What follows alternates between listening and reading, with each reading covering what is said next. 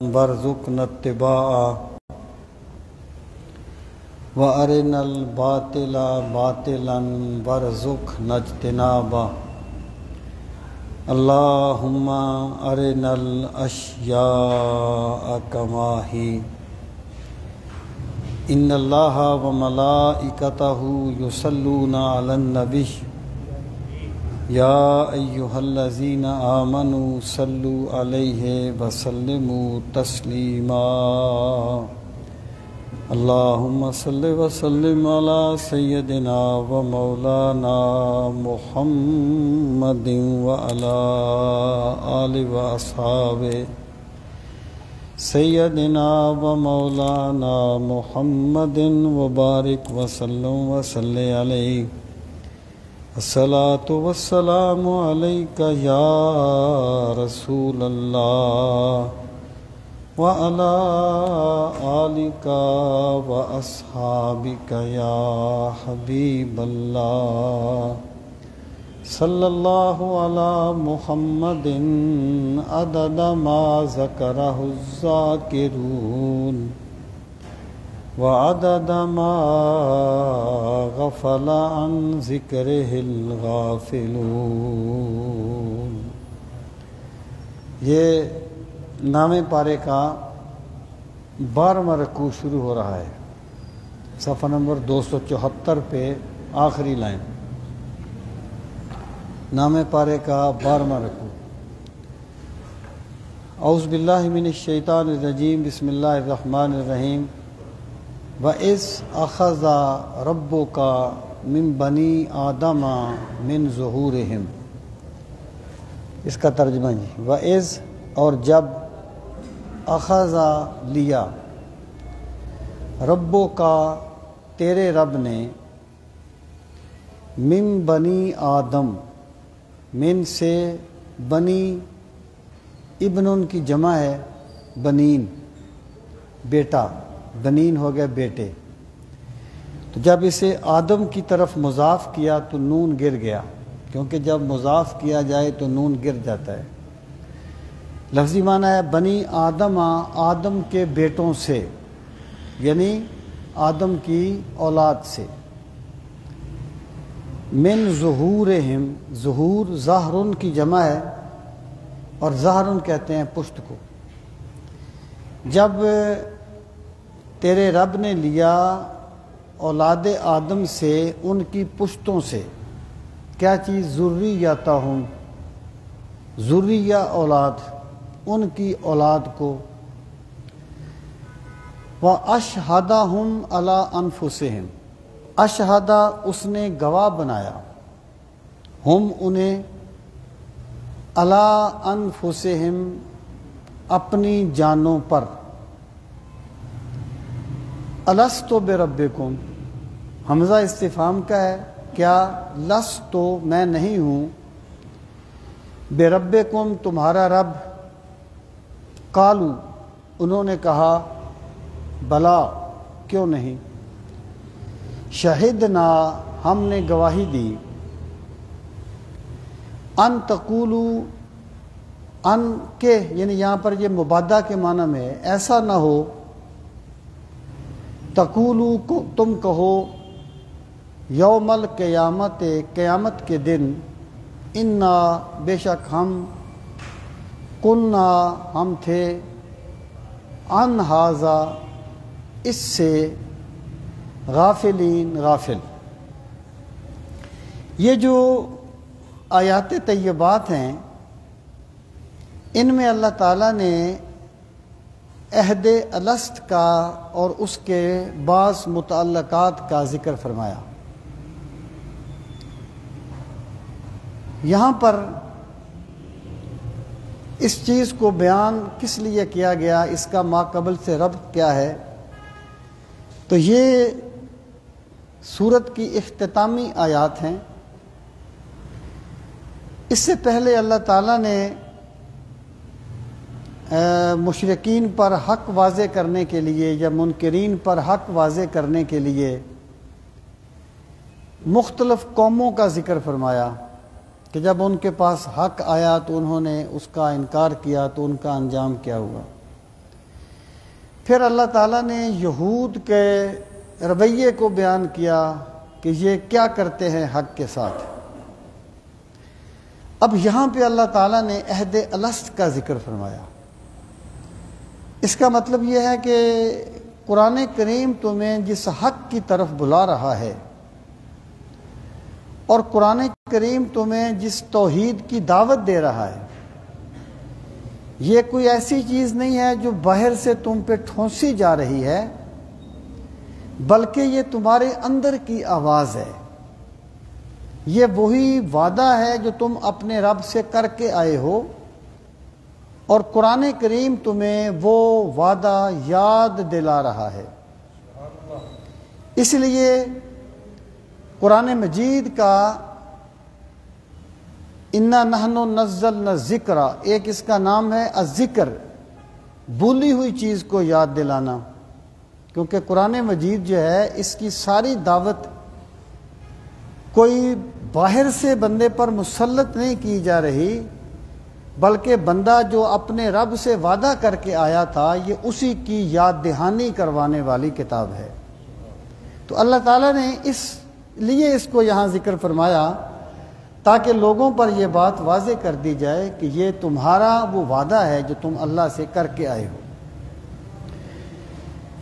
اب اس کی صورت کیا بنی، وہ یہ عہد کس طریقے سے ہوا، اس بارے میں جو معتزلہ تھے، آپ جانتے ہیں کہ معتزلہ ہر ایسی چیز کی تعویل کر دیتے تھے جو ان کی عقل میں نہیں آتی تھی۔ یعنی انہیں یہ بات سمجھ نہیں آتی تھی کہ جب ایک بندہ جو ہے وہ ابھی شعور میں نہیں ہے تو اس سے عہد کیوں لیا گیا یا کیسے لیا گیا، ابھی تو بندے کی تخلیق بھی نہیں ہوئی تو اس سے عہد کیسے لیا۔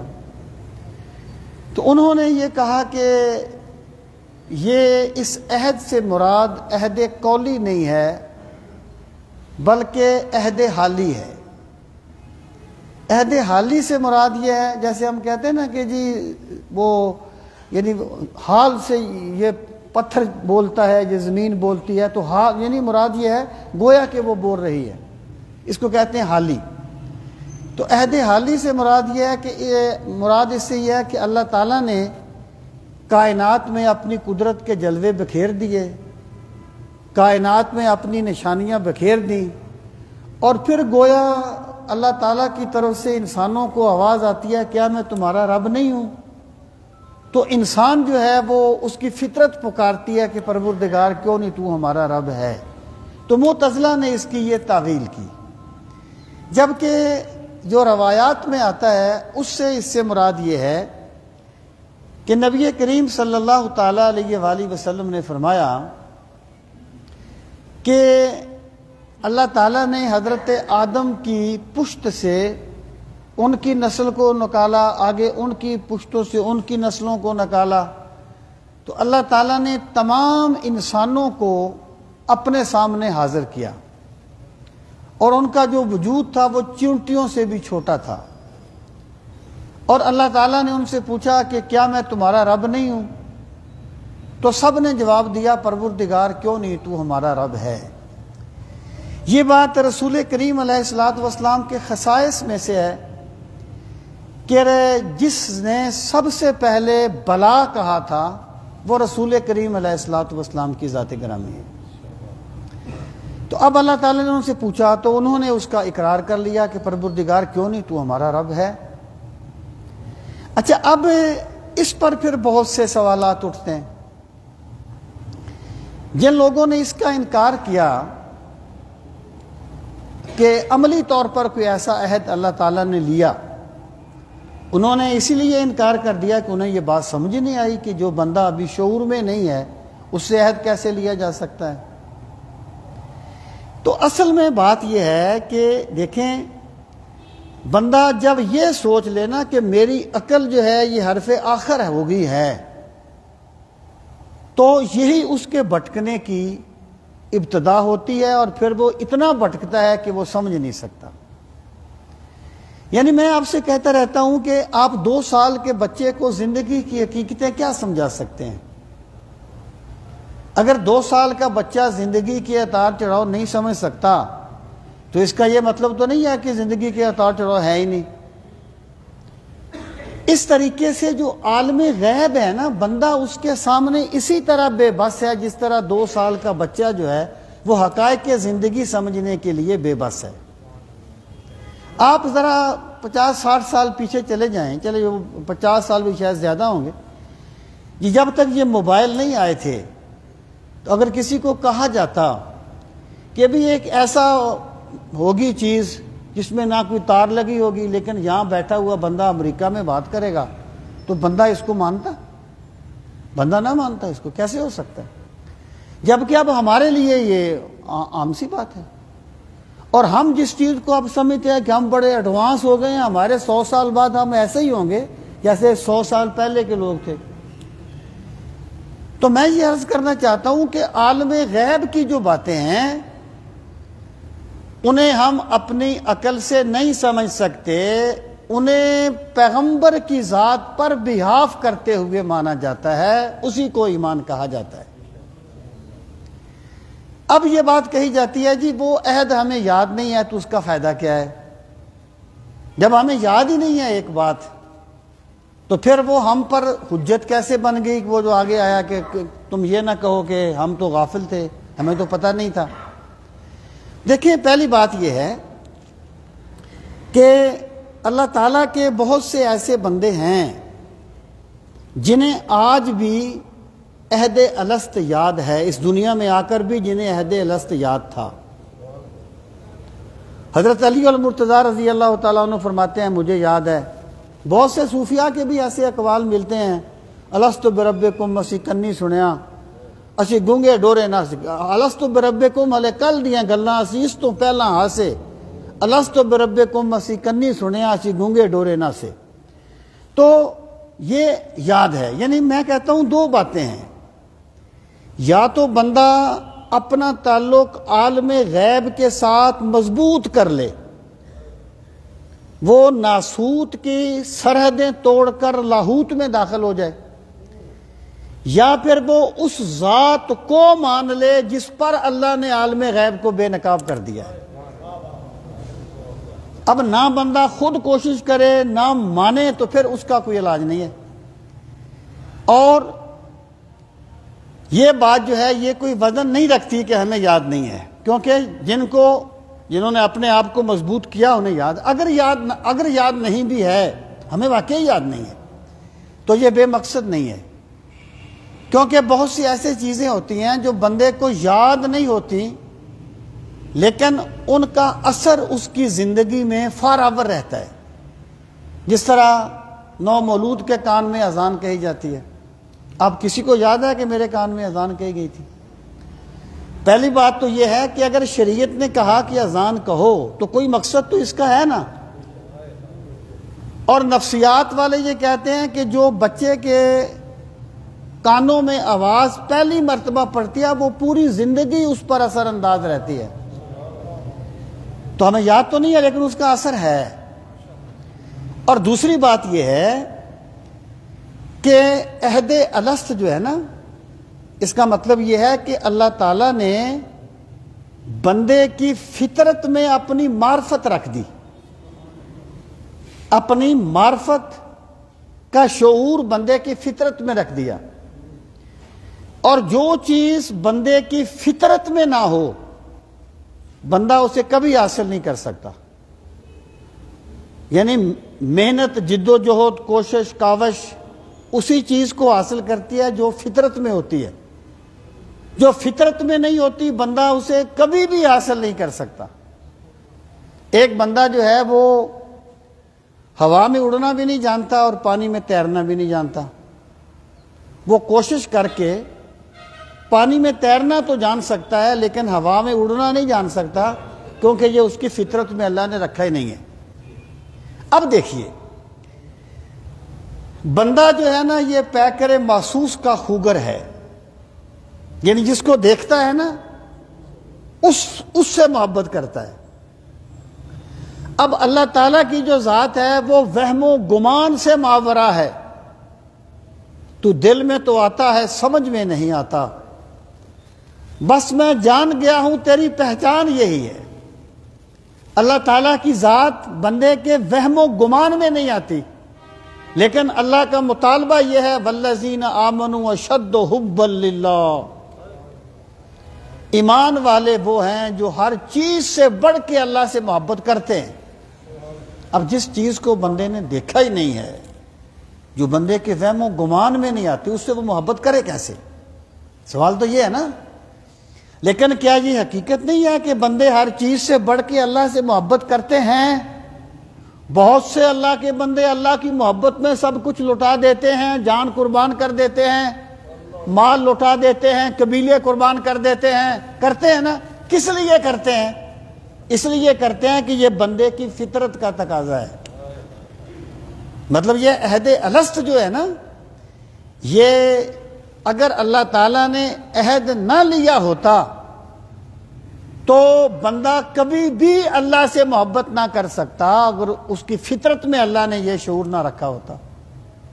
اور یہی بات ہے کہ اللہ کا مطالبہ یہ ہے کہ ہر چیز سے بڑھ کے مجھ سے محبت کرو۔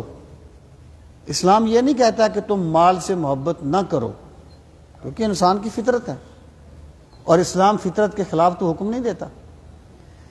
اللہ کا مطالبہ یہ ہر چیز سے بڑھ کے مجھ سے محبت کرو۔ مال کا مقابلہ آ جائے پھر مال کو قربان کر کے اللہ کی محبت کو غالب کرو۔ کیوں؟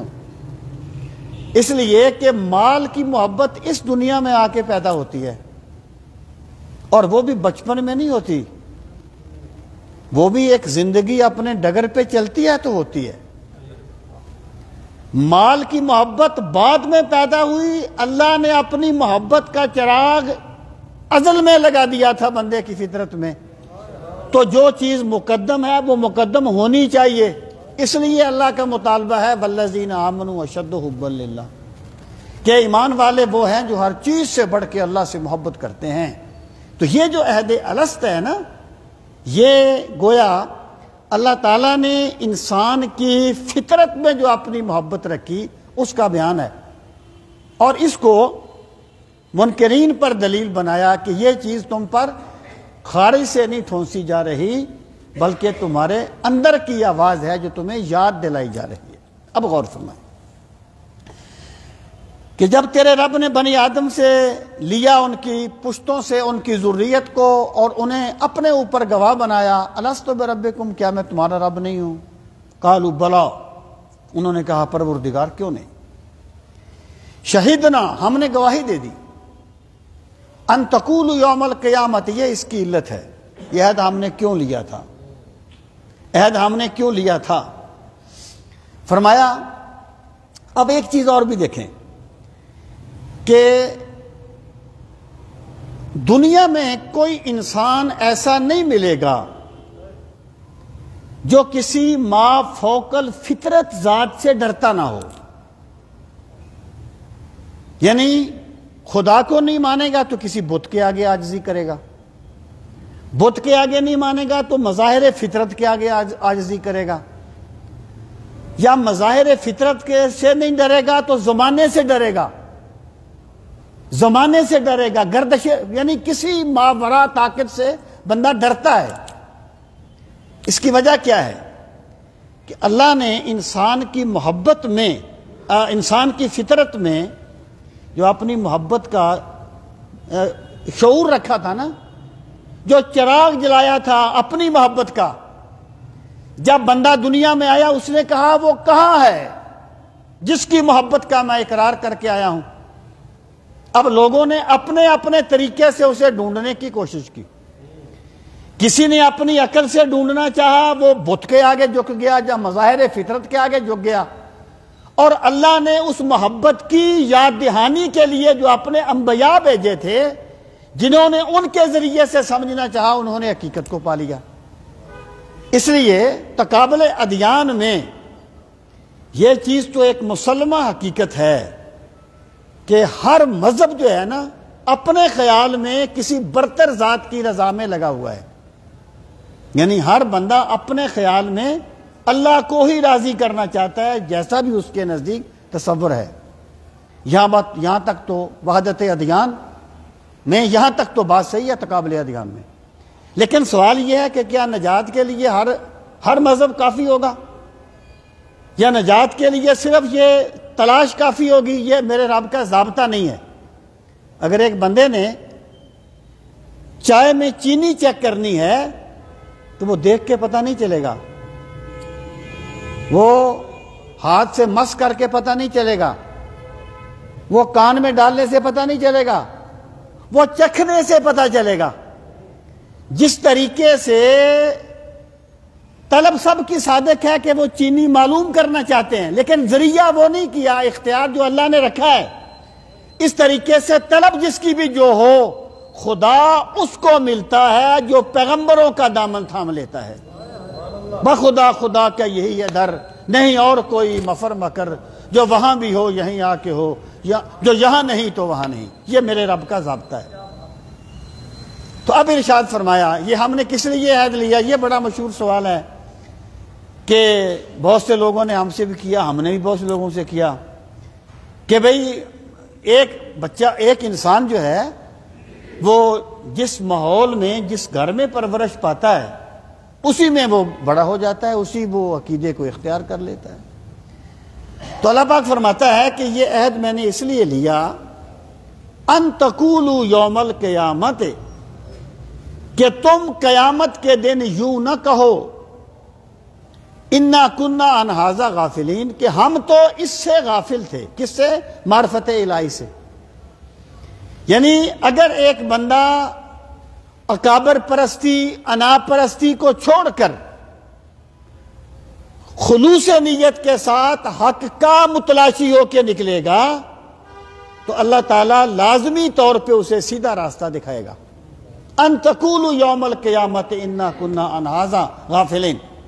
اور پھر فرمایا او تقولوا، یا تم یوں نہ کہو انما اشرک آباؤنا، انما فقط اشرک، شرک کیا تھا، آباؤنا، ہمارے آباء و اجداد نے، من قبل، اس سے پہلے۔ یعنی تم قیامت کے دن یوں نہ کہو کہ مالک مشرک تو ہمارے آباء و اجداد تھے، ہم نے بھی ان کو دیکھا، ہم نے بھی ان کا طریقہ اختیار کر لیا۔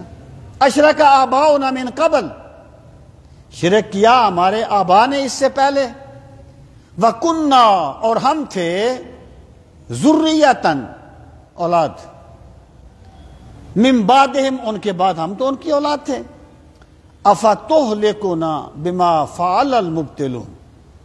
افا حمزہ استفہام کا کیا، فا پس، تو کیا، تہلکو، تو ہلاک کر دے گا نہ ہمیں، بما، بسبب اس کے جو، فعلا کیا، المبتلون، باطل پرستوں نے۔ یعنی تم قیامت کے دن یوں نہ کہو کہ یا اللہ مشرک تو ہمارے آبا تھے، ہم نے تو ان کی پیروی کی تھی، قصوروار تو ہمارے والدین تھے، ہمیں کس لیے سزا دی جا رہی ہے؟ اللہ فرماتا ہے ہم نے اس لیے تم سے عہد لیا تھا، تمہاری فطرت میں اپنی معرفت رکھی تھی کہ کسی بندے کے پاس کوئی حجت نہ رہے، بلکہ ہم نے یہ معرفت کا شعور دے کر اس حجت کو ختم کر دیا اور اس بات کو ختم کر دیا۔ ہر بندہ اگر طلب صادق کے ساتھ چلے گا تو اللہ اسے حق کا راستہ دکھا دے گا۔ اور ابن عربی یہ کہتے ہیں کہ اگر ایک بندہ حق کے ساتھ نکلے، حق کو پانے کے لیے جد و جہد کرے، تلاش کرے، اخلاص کے ساتھ، تکبر کو چھوڑ کے، آبا پرستی کو چھوڑ کے، تو اللہ تعالیٰ اسے حق دکھا دے گا۔ لیکن اگر بالفرض وہ قضیہ فرضیہ ہے، نہ بھی حق کو پا سکے تو اللہ کے کرم سے امید ہے کہ اللہ اسے معاف فرما دے گا، کیونکہ اس نے کوشش کی ہے، اپنی طرف سے اس نے پوری کوشش کی ہے۔ لیکن جب بندہ اپنی طرف سے پوری کوشش کر لیتا ہے تو پھر میرا خدا اس پہ حق کو واضح فرما دیتا ہے، وہ قضیہ فرضیہ ہے۔ آگے فرمایا وَكَذَلِكَ نُفَصِّلُ الْآيَاتِ، اور اسی طرح ہم تفصیل سے بیان کرتے ہیں الآیات، اپنی آیات، وَلَعَلَّهُمْ يَرْجِعُونَ، کس لیے بیان کرتے ہیں؟ اور اس لیے شاید کہ وہ پلٹ آئیں، یعنی اپنی فطرت کی آواز کی طرف پلٹ آئیں۔ یہ مشرکین کے بارے میں کہا گیا تھا نا کہ یہ جو منکر ہیں لا یکذبونک ولکن الظالمین بآیات اللہ یجحدون، یہ جو یجحدون ہے نا، جہود، یہ ایسے انکار کو کہا جاتا ہے جس میں بندے کا دل تو مان لے کہ اس کی بات صحیح ہے، لیکن اس کی انا نہ اسے ماننے دے، مفاد نہ ماننے دے، اس انکار کو جہود کہتے ہیں، ہر انکار کو جہود نہیں کہتے۔ اس کا مطلب یہ ہے کہ جن لوگوں پر حق واضح ہو گیا ہے شاید وہ اس چیز پہ غور کر کے اپنی ضد کو چھوڑ دیں اور جس فطرت پہ انہیں اللہ نے پیدا کیا ہے اس دین کی طرف آ جائیں۔ وَلَعَلَّهُمْ يَرْجِعُونَ وَاتْلُ عَلَيْهِمْ نَبَأَ الَّذِي آتَيْنَاهُ آيَاتِنَا فَانسَلَخَ مِنْهَا فَأَتْبَعَهُ الشَّيْطَانُ فَكَانَ مِنَ الْغَاوِينَ۔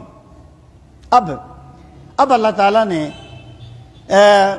ایک بندے کا واقعہ بیان فرمایا اور حقیقت میں انسانی رویے کو بیان کیا کہ ہم نے تو انسان پر حق واضح کیا نا، ہم نے تو انسان کی فطرت میں اپنی محبت رکھی اور پھر ہم نے اس کو ضمیر دیا، ہم نے انبیاء کو بھیجا، ہر طریقے سے حق کو واضح کر دیا، لیکن انسان کا رویہ کیا ہے؟ تو یہ ایک بندے کی مثال بیان کی۔ پہلے آپ وہ روایت سن لیں پھر میں آیت عرض کرتا ہوں۔ اور یہ جو روایت ہے یہ اسرائیلیات میں سے ہے، اسرائیلیات میں سے، لیکن یہ کسی اسلامی کسی قانون سے یا کسی حکم سے ٹکراتی نہیں ہے۔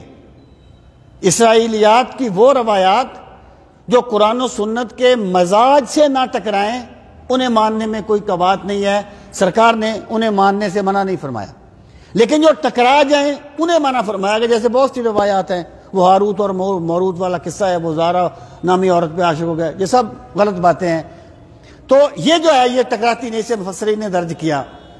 انہوں نے کہا کہ جب حضرت موسیٰ علیہ السلام کو اللہ تعالیٰ نے ایک قوم کے خلاف جہاد کرنے کا حکم دیا تو اس قوم میں ایک بندہ تھا، اس کا نام تھا بلعام باور یا بلعم باورا بلعام، وہ مستجاب الدعوات تھا۔ اچھا اب آپ دیکھیں، اس پر میں سوچ رہا تھا کہ حضرت موسیٰ اس کے خلاف جہاد کر رہے ہیں، اس قوم کے خلاف، اور ان میں ایک مستجاب الدعوات بندہ ہے، یعنی جس کی دعائیں قبول ہو جاتی۔ موسیٰ علیہ السلام پر ایمان نہیں لایا لیکن اس کی دعا قبول ہوتی ہے، مستجاب الدعوات ہے۔ اس کا مطلب یہ ہے کہ چونکہ حضرت موسیٰ بنی اسرائیل کے پیغمبر تھے اور وہ کسی اور قوم سے تھا، اس کا کوئی اور پیغمبر ہوگا، اس وقت موجود تھے یا نہیں تھے یہ الگ بات ہے، وہ کسی اور پہ ایمان لاتا ہوگا، ورنہ کافر تو مستجاب الدعوات نہیں ہوتا نا۔ تو وہ جو آپ نے جب ان کے خلاف جہاد کرنا چاہا تو لوگوں نے، اس بادشاہ نے اسے کہا کہ تو بڑا نیک آدمی ہے، موسیٰ کے خلاف دعا کر، اللہ تعالیٰ ان کو ختم کر دے یا اس طریقے سے وہ ہمارے مقابلے میں شکست کھا جائیں، ان کے خلاف دعا کر۔ اس نے کہا بھئی کیسے دعا کروں، اللہ کے پیغمبر ہیں تو میں دعا نہیں کر سکتا۔ اس نے اس کو رشوت دی، کوئی خوش کیا، وہ دعا کرنے کے لیے چڑھا پہاڑ پہ۔ اب جب وہ دعا کرتا تھا حضرت موسیٰ کے خلاف تو نکلتی تھی اس کی اپنی قوم کے خلاف، اور اس کی زبان اتنی لمبی ہو کے سینے پہ لٹکنے لگی۔ یہ اللہ تعالیٰ نے اس کا ذکر یہاں پر کیا کہ ہم نے انسان کو کس طرح پیدا کیا، لیکن انسان بگڑ کے کیا سے کیا ہو جاتا ہے کہ میرے پیغمبروں کے خلاف دعا کرنے کے لیے آ جاتا ہے۔ اب ذرا آپ آیت کو دیکھیں پھر بھی آپ کو بات کلیئر ہوگی۔ ارشاد فرمایا وَاتْلُ عَلَيْهِمْ، تلا یتلو کا معنی ہے تلاوت کرنا، وَاتْلُ امر کا صیغہ ہے اتلو، اور پڑھ سنائیے، تلاوت کیجئے، علیہم ان پر، نبأ خبر، الذی اس شخص کی، یعنی کوئی بندہ تھا، بلم تھا جو بھی تھا، کوئی بندہ تھا، کیا ہوا تھا؟ آتیناہ آیاتنا، ہم نے اسے دیا تھا اپنی آیات کا علم، یعنی ایک بندہ تھا، ہم نے اسے اپنی آیات کا علم دیا تھا، ہم نے تو کرم کیا تھا اس پہ۔ پھر کیا ہوا؟ فن سلاخا، یہ بندے، یہ واحد کا صیغہ ہے غیب کا۔ انسلاخ کہتے ہیں جب سانپ اپنی وہ کینچلی اتار کے پھینکتا ہے نا، اس کو کہتے ہیں انسلاخت الحیہ۔ فن سلاخا، تو اس نے اتار پھینکا اپنے علم کو، یعنی ہم نے اسے علم دیا تھا، اس نے اتار پھینکا لالچ میں آ کے اپنے علم کے فیضان کو اور اپنے علم کو۔ منہا، اس سے پھر کیا ہوا؟ فَأَتْبَعَهُ الشَّيْطَانُ، شیطان اس کا فاعل ہے۔ جب اس نے خود اتار پھینکا، فَانْسَلَخَ، اس نے اتار پھینکا، پھر اس کے پیچھے لگ گیا شیطان۔ اس کا مطلب کیا ہے کہ اللہ نے تو بندے کو فطرت سلیمہ پہ پیدا کیا ہے، اللہ نے بندے کی دل میں اپنی محبت کا چراغ روشن کیا ہے، اللہ نے بندے کے دل کا سکون اپنی یاد میں رکھا ہے، لیکن جب بندہ اپنے مفاد کے لیے، اپنی خواہش کے لیے باطل کی پیروی کرتا ہے، پھر کیا ہوتا ہے؟ شیطان اس کے پیچھے لگ جاتا ہے، پھر اللہ اس پہ شیطان کو مسلط کر دیتا ہے۔ فَأَتْبَعَهُ الشَّيْطَانُ فَكَانَ مِنَ الْغَاوِينَ، کانا کا فاعل کون ہے؟ بندہ، وہ جس نے اتار پھینکا ہے، وہ بلم تھا جو بھی تھا۔ فَكَانَ، پس وہ ہو گیا، مِنَ الْغَاوِينَ، بھٹکے ہوئوں میں سے، یعنی ہم نے اسے علم دیا، اس نے قدر نہیں کی، نتیجہ کیا نکلا؟ جب بندہ حق کے راستے پر استقامت اختیار کرتا ہے نا، تو پھر اللہ کے فرشتے اس کی مدد کے لیے آتے ہیں، اور جب بندہ باطل کے لیے چلتا ہے تو پھر شیاطین آ جاتے ہیں اسے گمراہ کرنے کے لیے۔ تو اللہ پاک فرماتا ہے فَكَانَ مِنَ الْغَاوِينَ، اور وہ ہو گیا گمراہ ہونے والوں میں سے۔ وَلَوْ شِئْنَا، اگر ہم چاہتے، لَرَفَعْنَاهُ بِهَا، تو یقیناً ہم اسے بلند کر دیتے اس علم کے ساتھ جو ہم نے اسے عطا کیا تھا۔ اب یہاں پر کیا ہے؟ وَلَوْ شِئْنَا، اگر ہم چاہتے، اس کا یہ مطلب نہیں ہے کہ اللہ نے اس کی ہدایت چاہی نہیں یا اللہ نے اس کی رفت چاہی نہیں۔ یہاں پر شاء کا معنی کیا ہے؟ بندے کو دیا ہوا اختیار چھین کے جبراً ایک کام کروانا، جیسے دوسرے مقام پر فرمایا وَلَوْ شَاءَ رَبُّكَ لَآمَنَ مَنْ فِي الْأَرْضِ كُلُّهُمْ جَمِيعًا، اے میرے پیغمبر صلی اللہ علیہ وسلم، اگر آپ کا رب چاہتا تو تمام زمین والے ایمان لے آتے۔ یہاں چاہنے سے مراد کیا ہے؟ کہ اللہ تعالیٰ انسان کو دیا ہوا اختیار چھین کے انہیں مومن بنانا چاہتا تو سب مومن بن جاتے، لیکن پھر انسان کا کمال تو ختم ہو گیا تھا نا۔ اللہ تعالیٰ جبری طور پہ تم سے ایمان نہیں مانگتا، اللہ تعالیٰ تم سے اختیاری ایمان کا مطالبہ کرتا ہے۔ تو یہاں پر یہ اس معنی میں ہے، اگر ہم اس کو دیا ہوا اختیار چھین لیتے اور جبراً اسے حق پر قائم رکھتے، لَرَفَعْنَاهُ بِهَا، تو ہم اس کے درجات کو اور بھی بلند کر دیتے۔ وَلَكِنَّهُ أَخْلَدَ إِلَى الْأَرْضِ، اخلد پھر واحد کا غیب کا صیغہ ہے۔ وَلَكِنَّهُ، لیکن وہ اخلد جم گیا، چمٹ گیا، إِلَى الْأَرْضِ، زمین کی طرف، یعنی جب وہ خود ہی زمین پہ جھک گیا، ہم اسے جبراً تو بلند نہیں کریں گے، جو بندہ بلندی چاہے گا ہم اسے بلند کریں گے نا۔ اب اگر وہ اتنا بے قدری کر رہا ہے ہماری نعمتوں کی، ہم جبراً تو کسی پہ حق کو مسلط نہیں کرتے۔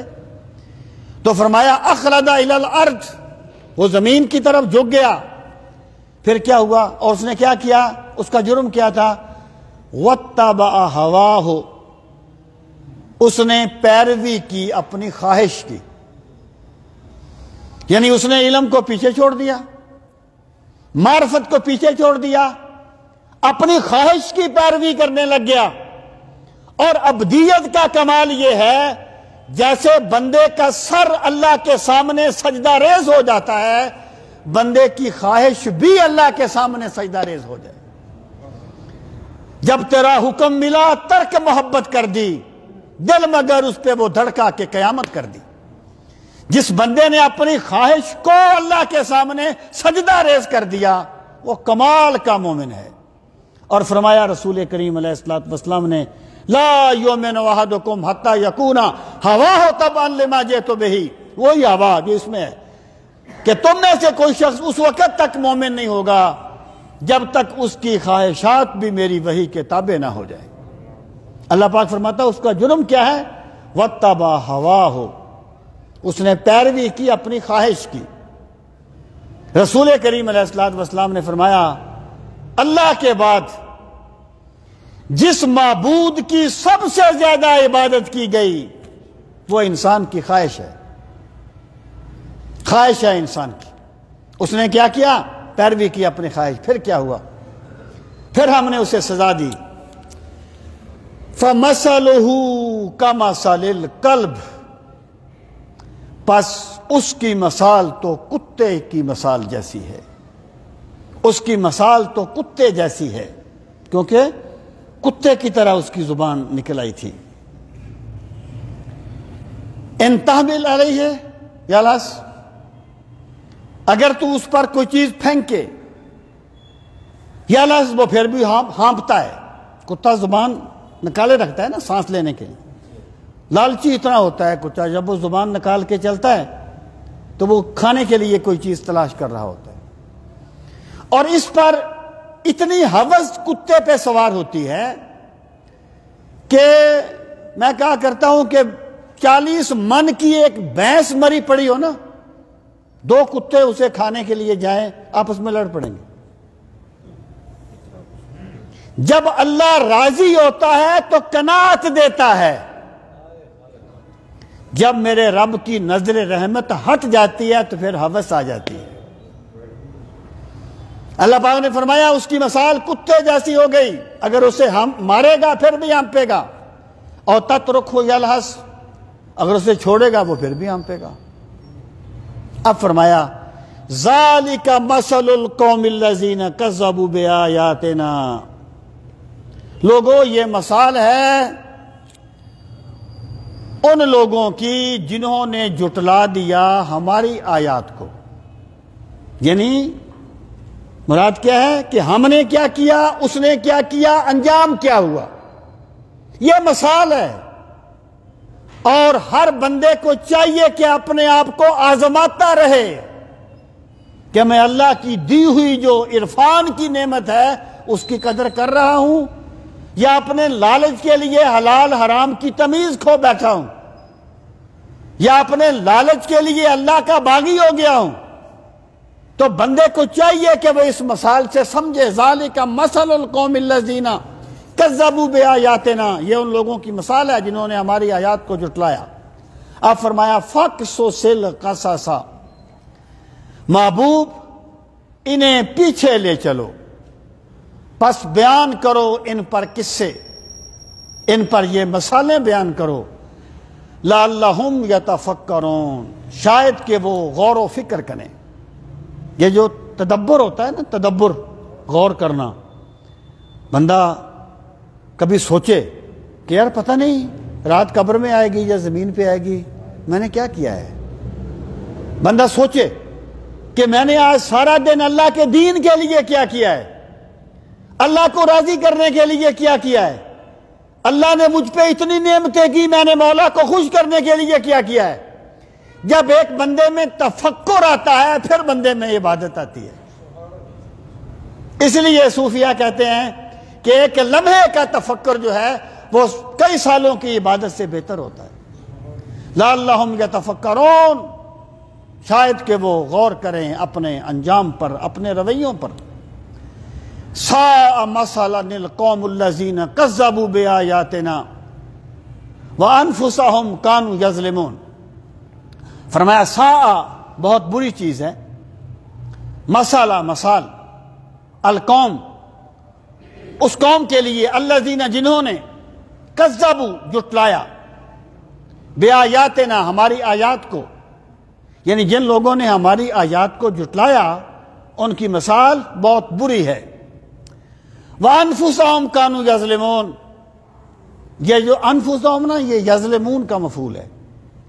وانفسہم اور اپنی جانوں پر، کانو یظلمون مضارع سے پہلے کانا ہے جو تو ماضی استمراری بن جاتا ہے، وہ اپنی جانوں پر ہی ظلم کیا کرتے تھے۔ یعنی جب کوئی بندہ کوئی بھی گناہ کرتا ہے تو اللہ ہماری عبادت کا محتاج نہیں ہے، اللہ ہمارے سجدوں کا محتاج نہیں ہے، اللہ اپنے دین کے لیے کسی کے پیسے کا محتاج نہیں ہے۔ بندہ محتاج ہے اللہ کو راضی کرنے کا، بندہ محتاج ہے اپنے مال و دولت اللہ کے دین کے لیے لگانے کا، اپنی صلاحیتیں اللہ کے لیے لگانے کا۔ جسے اللہ نے توفیق دے دی وہ اللہ کا شکر ادا کرے کہ مالک لگ تو جانی ہی تھی، تیرے نام پہ لگ گئی ہے۔ تو فرمایا انفسہم کانوا یظلمون، وہ اپنی جانوں پر ظلم کرنے والے تھے۔ آگے فرمایا من یہد اللہ فہو المہتد ومن یضلل فاولئک ھم الخاسرون۔ یہاں اللہ پاک نے ایک ضابطہ بیان کیا۔ ضابطہ کیا ہے کہ اگر کوئی بندہ ہدایت پا گیا ہے اور اس نے حق کے ساتھ وابستہ ہو گیا ہے تو وہ اسے اپنی دانش مندی نہ قرار دیتا رہے، بلکہ وہ یقین جانے کہ اس کے رب نے اس پہ کرم کیا ہے۔ میری طلب بھی انہی کے کرم کا ہے صدقہ، قدم یہ اٹھتے نہیں ہیں اٹھائے جاتے ہیں۔ فرمایا من یہد اللہ، جسے اللہ ہدایت دے دے، فہو المہتدی، پس وہی ہے ہدایت پانے والا۔ اب دیکھیں یہاں پر اللہ تعالیٰ کا ایک ضابطہ ہے، یعنی بات تو پھر جا کے وہیں آتی ہے نا، میں بھی تو ہیں تو بھی تو ہیں تو بلا کون نمانا، بات تو وہیں آتی ہے۔ لیکن اللہ کا ضابطہ یہ ہے وَيَهْدِي إِلَيْهِ مَن يُنِيبُ، جو اللہ کی طرف جھکتا ہے اللہ اسے ہدایت دے دیتا ہے، جو قدم اٹھاتا ہے اللہ اس کے لیے راستے کشادہ کر دیتا ہے۔ تو فرمایا لوگوں، جس بندے کو ہدایت مل گئی اسے ہی ملی جسے اللہ نے ہدایت دے دی، وَمَن يُضْلِلْ، اور جسے اس نے گمراہ کر دیا، فَأُولَئِكَ هُمُ الْخَاسِرُونَ، پس وہی وہ لوگ ہیں جو خسارہ اٹھانے والے ہیں۔ اس نے گمراہ کر دیا سے مراد کیا ہے؟ جو جیسے پہلے گزرا، اللہ تعالیٰ ہدایت بھی اپنے ضابطے کے تحت دیتا ہے، اور ہدایت اللہ تعالیٰ ویسے بھی دے دیتا ہے۔ ایک تو یہ ہے نا کہ بندہ کوشش کرے اور اللہ ہدایت دے، ایک یہ ہے کہ بندہ تو ابھی شکم مادر سے آیا ہے اور میرے خدا نے اسے ولی بنایا ہوا ہے، ایسا بھی تو ہوتا ہے نا۔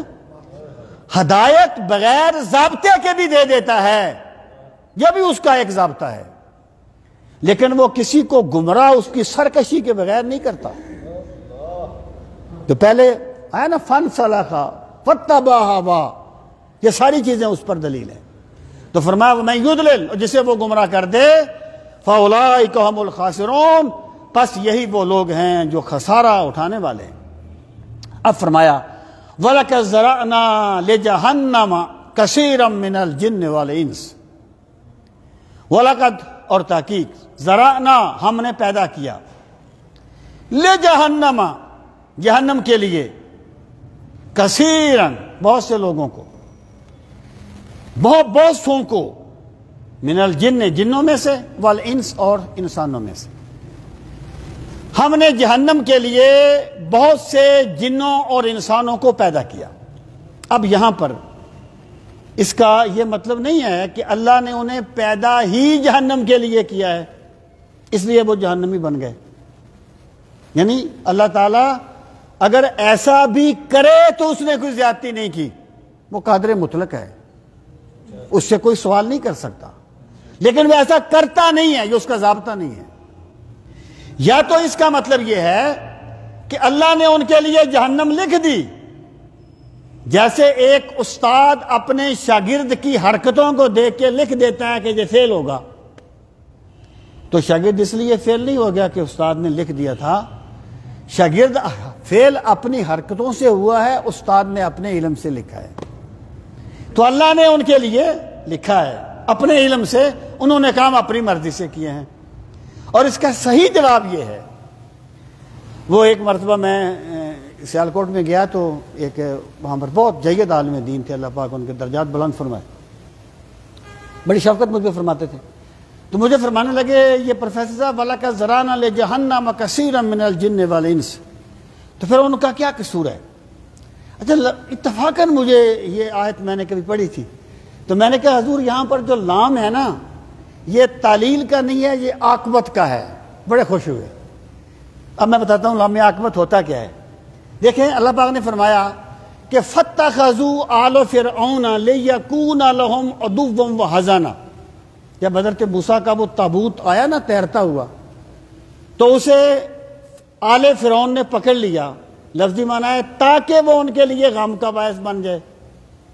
ایک ہوتا ہے لام تعلیلیہ جو علت بیان کرتا ہے، یہاں پر جو لام ہے یہ تعلیلیہ نہیں ہے، یہ لام عاقبت ہے کہ اس کا انجام یہ ہونا تھا کہ وہ ان کے لیے غم کا باعث بنتا، تو یہ بھی لام عاقبت کا ہے، یعنی ہم نے پیدا کیا جنوں اور انسانوں کو، اس کا انجام یہ ہونا تھا کہ انہوں نے جہنم میں جانا تھا۔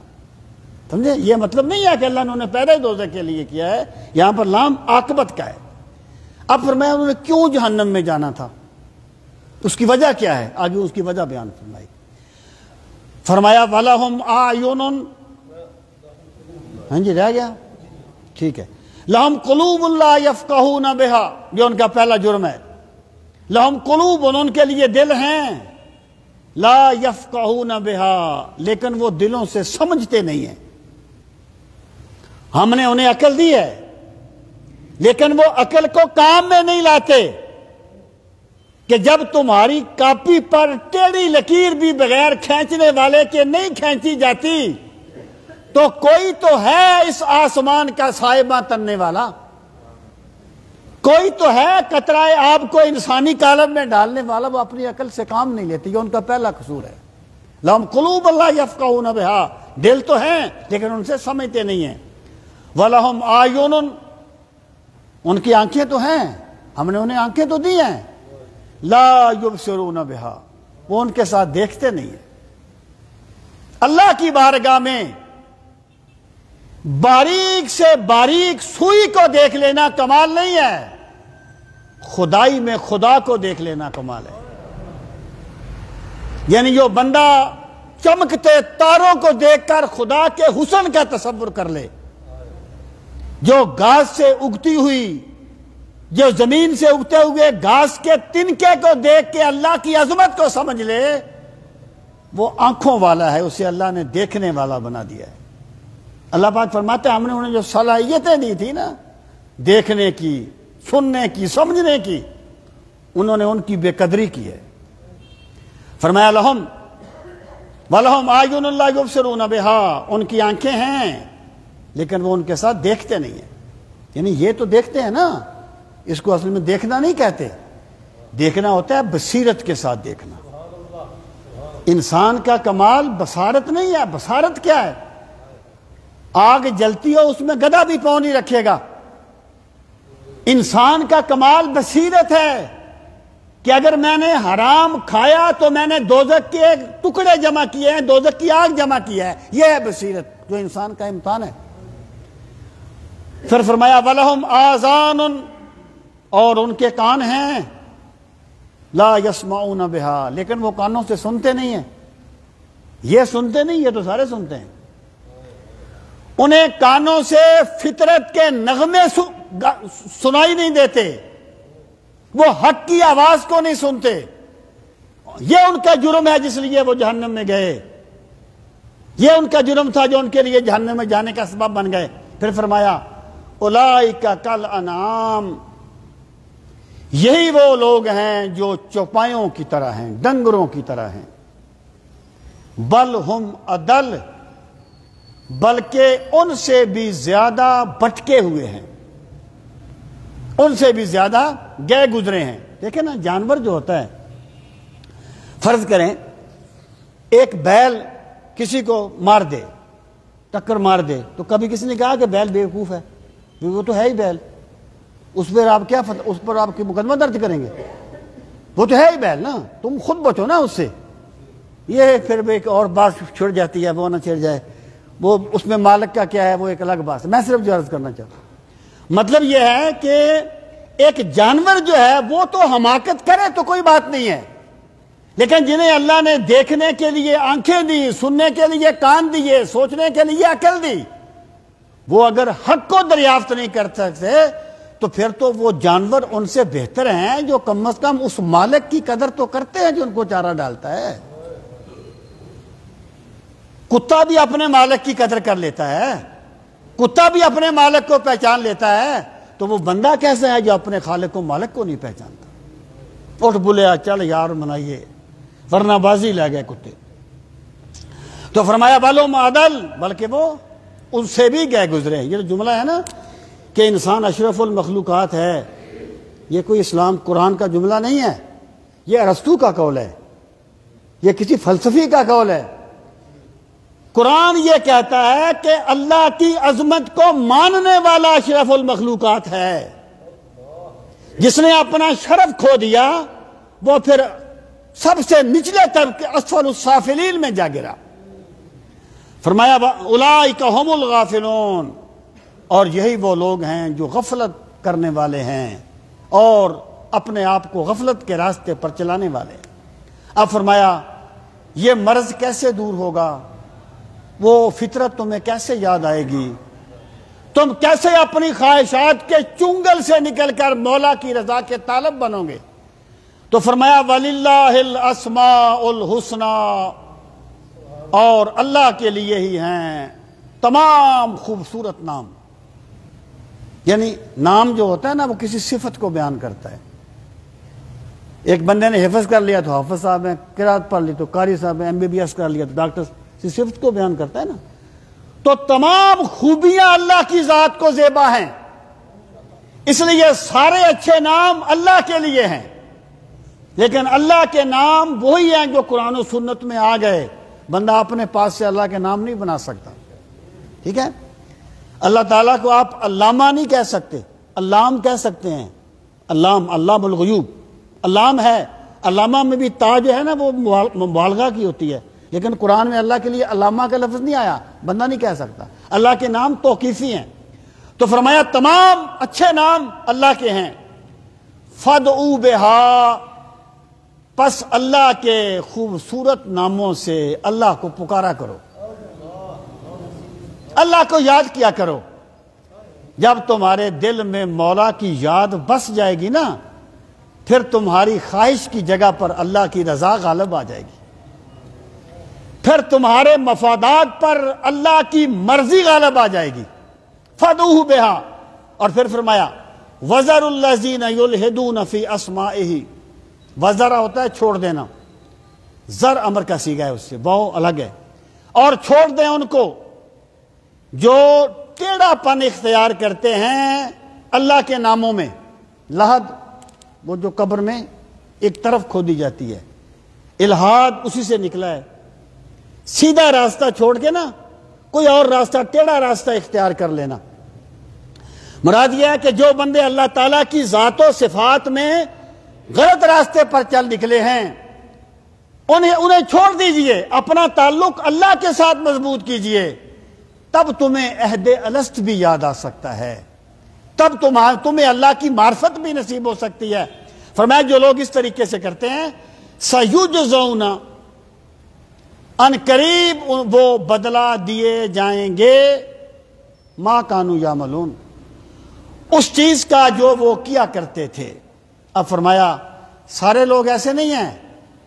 وَمِمَّنْ خَلَقْنَا أُمَّةٌ، اور ان میں سے جو ہم نے پیدا کیا ایک گروہ ہے، یہدون بالحق، جو حق پر گامزن ہے، حق کی پیروی کرنے والا ہے. وَبِهِ يَعْدِلُونَ، اور یہی وہ لوگ ہیں جو حق کے ساتھ انصاف کرنے والے ہیں. اللہ تعالی ہمیں دین کا فہم صحیح نصیب فرمائے. وَمَا عَلَيْنَا إِلَّا الْبَلَاغُ الْمُبِينُ. سوال تو نہیں. الحمدللہ رب العالمین والعاقبۃ للمتقین، الصلاۃ والسلام علی سید المرسلین وعلی آلہ واصحابہ اجمعین. ربنا آتنا فی الدنیا حسنۃ وفی الآخرۃ حسنۃ وقنا عذاب النار۔ پروردگار عالم ہم سب کی حاضری اپنی بارگاہ عالی میں قبول و منظور فرما۔ یا ارحم الراحمین، اپنی بے پناہ رحمتوں کا واسطہ ہمیں اپنی بندگی کا ذوق نصیب فرما۔ میرے مالک، ہمارے دلوں سے غفلت کے پردوں کو چاک فرما۔ میرے مولا، ہمیں آہ سحر گاہی کی لذت نصیب فرما، اپنی یاد کی حلاوتیں نصیب فرما۔ پروردگار عالم اپنے بے پناہ کرم کا واسطہ ہمیں قرآن مجید کی تلاوت کا ذوق نصیب فرما۔ میرے مالک، قرآن مجید کو سمجھنے کے لیے ہمیں شرح صدر کی نعمت سے نواز۔ پروردگار عالم قرآن مجید کے انوار و تجلیات کا واسطہ ہمارے تاریک دلوں کو منور فرما۔ میرے مالک، ہماری قبروں کو بھی منور فرمانا، ہمیں قیامت کی تاریکیوں میں بھی قرآن مجید کا نور نصیب فرمانا۔ ربنا تقبل منا انک انت السمیع العلیم وتب علینا انک انت التواب الرحیم، وصلی اللہ تعالی علی خیر خلقہ ونور عرشہ وزینۃ فرشہ محمد وعلی آلہ واصحابہ اجمعین۔